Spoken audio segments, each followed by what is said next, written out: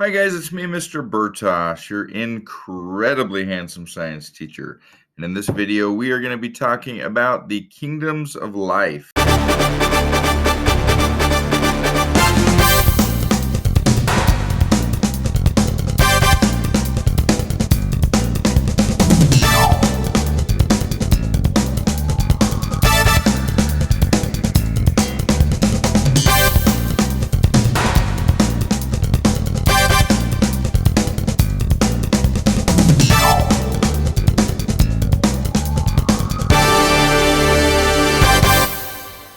One of the most important things to understand about science is that scientists do not often agree. I would say do not always agree, but it would be more accurate to say do not often agree because they often do not disagree or do not agree. They disagree quite frequently.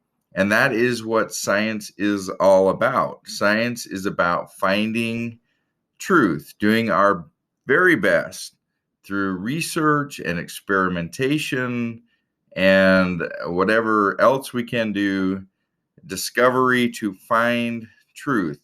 And very often, one expert's interpretation of data and the results of an experiment is going to be different than some other expert out there. And so we're not always going to have the same definition for things.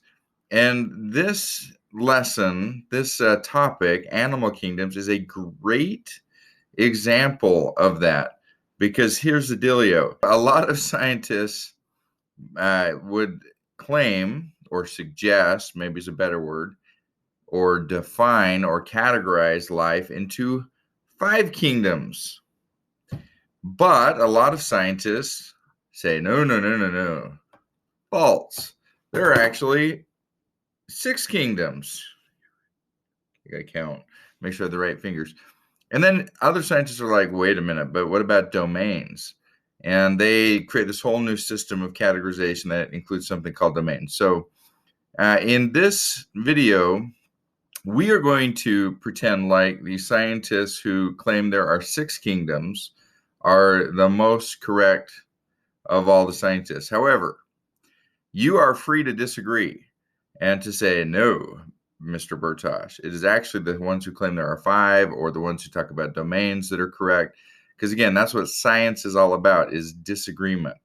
And it's okay to have different opinions as long as you back them up with evidence. You say, I think there's 5 and here's why. But in this video, we're going to talk about how there are 6 kingdoms of life. So before we talk about what the 6 kingdoms of life are, let's first talk about how scientists categorize living things and put them into different piles. They're like, all of you go and do this pile, and all of you living things, let's throw you in this pile, and all of you, let's throw you in this pile. So scientists categorize things because that helps us to study them. It also helps us when we are talking about evolution to understand the connections between how things have evolved over time. And there are 3 ways that scientists tend to categorize living things into these piles or categories or kingdoms, okay, is what we're going to call them, kingdoms. And they are based on how they are alike and how they are different. The first thing the scientists look at are the type of cells that a living thing has. Because there are two main types of cells, which are prokaryote and eukaryote. Okay, prokaryotic cells are very basic. They have not evolved very much. They're very simple. They have a cell membrane and a bunch of goo inside of them, some DNA and some free-floating ribosomes and things, but they don't really have very advanced organelles. They don't have a nucleus.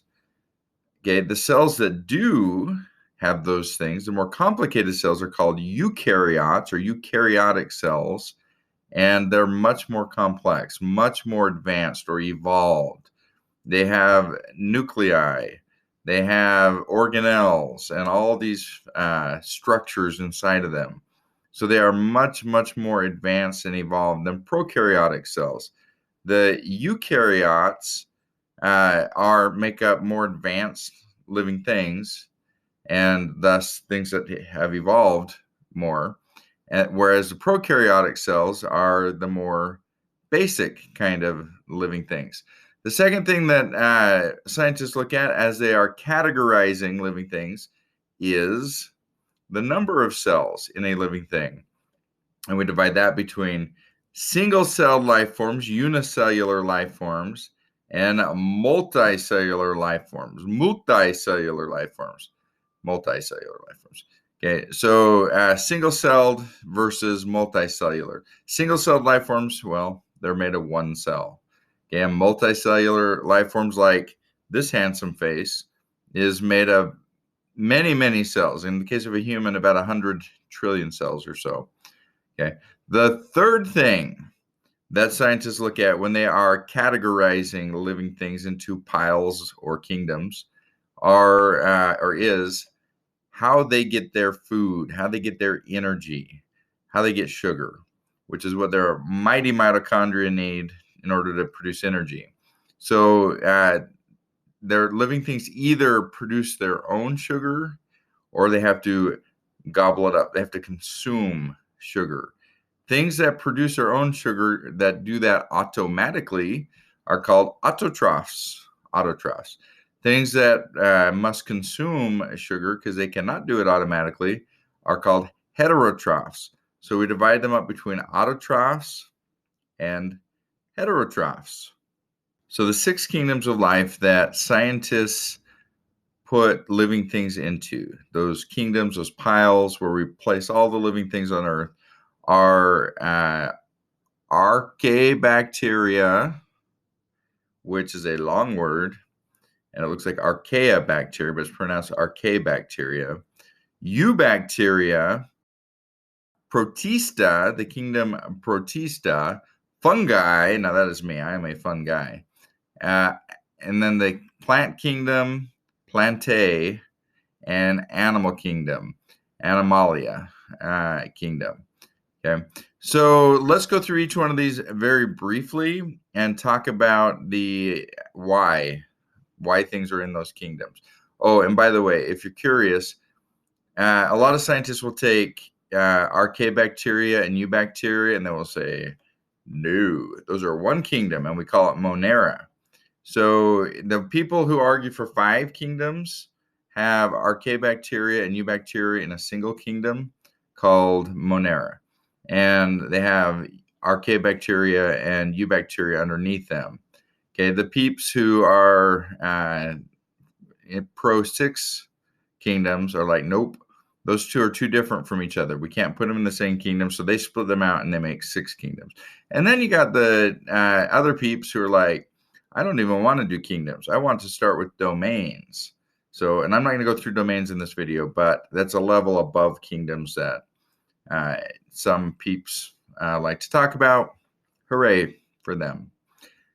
So let's start with archaebacteria. Archaebacteria are kind of cool because they are super duper tough. They are prokaryotes, meaning they have very simple cells. They're not very advanced evolutionarily. They have not evolved very much.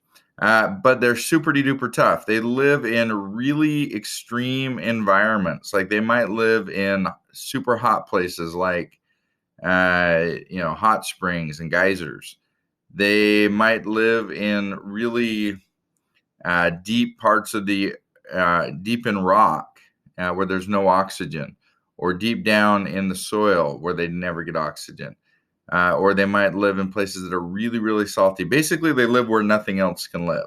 Okay, and they tend to be anaerobic, meaning that they do not use oxygen to do the things that they do. Eubacteria are what we all tend to think of when we say bacteria. And by the way, right now on your hand, there are like millions and trillions, really, of eubacteria crawling around all over your body. In fact, your body has more bacteria on it and in it than you actually have human cells. So that's kind of cool. The eubacteria is the basic bacteria. There are also prokaryotes. Moving on, let's talk about Protista. Protista are eukaryote, and for the most part are also single-celled. So these are more advanced cells than the bacteria, but they're still single-celled organisms. And they are kind of a bunch of oddballs. They don't really fit. They're like a junk drawer of science. This is the pile where the scientists were like, this is really weird. I don't know which pile to put it in, and we don't want 317 piles, so we're going to put this one in Protista. And they did that with a lot of things that are very, very strange and different from one another. But what they mostly have in common, what they all have in common, is they are eukaryotic, complex cells. And what they also mostly have in common, with a few exceptions, is that they are single-celled. Some exceptions are algae, and some seaweeds are also considered Protista. Okay. Hooray. And then let's move on to the fungi, like me. Fungi are, they're multicellular, meaning they're made up of a lot of cells. They're eukaryotic. Their cells have a cell wall, although it's different than a plant cell wall. And they are non-mobile, meaning they cannot walk around. That would be kind of weird to see a mushroom walking around. You're like, oh, there goes the mushroom again, walking down the street, right? Fungi do not walk around. They are decomposers. They are heterotrophs, meaning they cannot produce their own food. So they have to eat other things. Well, how do they eat other things if they can't move around? Well, they grow on the things they're eating. That's why if you leave too much stuff on your lawn, like water and, I don't know, dog poop, then you get mushrooms that grow out there because they're consuming what's there. The little spores land wherever they land, and then the mushrooms grow, and when all the food is gone, the mushroom dies. It spends its whole life eating one food source, like a decaying log. And once that log is all gone, then the mushroom's life is over. Okay, and that's why we call them decomposers, because they help to break down things that are dead. So let's talk now about plants. The plantae kingdom. Plants are very similar to fungi in that they are also non-mobile. They are also multicellular. They also are eukaryotic. Their cells are complex. Okay, but plants produce their own food. They're autotrophs. They drive the entire ecosystem. Okay, they are able to do photosynthesis because they have chloroplasts and chlorophyll in their cells. So plants are little living things that do not move around, have eukaryotic cells, have a cell wall, and produce food. They are producers. Okay. And lastly is the animal kingdom, the kingdom with the most handsome of people like me. Animal kingdom is also the largest kingdom, by the way, and it is made up of things that are, again, eukaryotic, complex cells, multicellular. All animals are multicellular, tend to be very complex, and for the most part, there are some very simple animals like sponges, but most tend to be very, very complex with advanced organs and organ systems. Even a worm or a spider or, whatever, an ant has a very complex body with lots of moving parts and organs and very evolutionarily advanced. So animals are heterotrophs, because we cannot produce our own food. I cannot go out and lay in the sun and make my own sugar. All that will happen to me is I will get a sunburn and I will cry. I'll say, ouch. All right, dear humans, those are the 6 kingdoms of life, the 6 piles that we place all living things into, and the reasons why. And again, I just want to end where I started, that there is disagreement on this topic. And you are entitled to your own opinion because you are smart enough to disagree with me, and you are smart enough to disagree as long as you support your opinions with evidence with anybody else, regardless of their level of expertise. You can say to a PhD, a scientist with an advanced degree, that you disagree and your opinion is just as valid as theirs as long as you support it with evidence. So if you want to come up with your own classification for living things, go for it.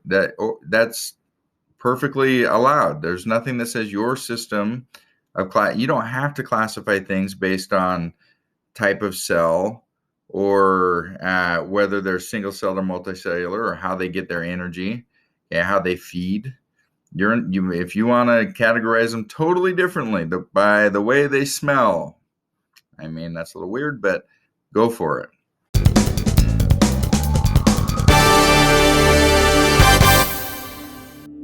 Well, hello.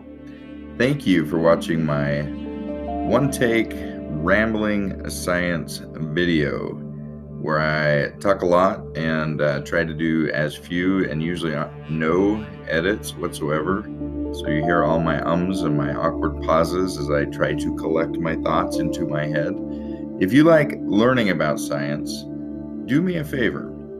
I have classes that I teach over on outschool.com, and you can find out about these classes by going to my website, which is Handsome Science Teacher, because I mean, look at this face, handsomescienceteacher.com, where you can sign up and get access to not only these videos, because you already have access to those, right? They're free, but also access to packets that go along with them and live conferences with me, where I teach you and grade your work and we learn together. I have an entire science curriculum from 5th through 8th grade science.